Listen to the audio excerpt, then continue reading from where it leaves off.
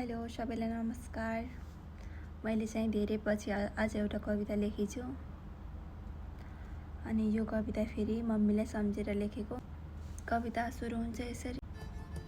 मध्यरातमा बिउजिएर फेरि तिमीलाई सम्झे, मन बुझाउन तस्बिरहरू हेरी तिमीलाई सम्झे। मध्यरातमा बिउजिएर फेरि तिमीलाई सम्झे, मन बुझाउन तस्बिरहरू हेरी तिमीलाई सम्झे। सपनीमा भेट भएको थियो झस्किएर बिउजिएछु, सपनीमा भेट भएको थियो झस्किएर बिउजिएछु। बेरे तस्बिर अँगालोमा फेरि तिमीलाई सम्झे, बेरे तस्बिर अँगालोमा फेरि तिमीलाई सम्झे। थाहा छैन कहाँ छौ, के गर्दैछौ तिमी उता, तिमी बिना एक्लै यता रुँदा फेरि सम्झे, तिमी बिना एक्लै यता रुँदा फेरि सम्झे।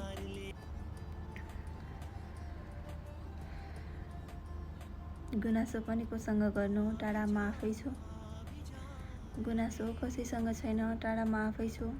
तिमी बिना एक्लै यता हुँदा फेरि सम्झे, मध्यरातमा बिउजिएर फेरि तिमीलाई सम्झे, मन बुझाउन तस्बिरहरू हेरी तिमीलाई सम्झे। Miss you mummy.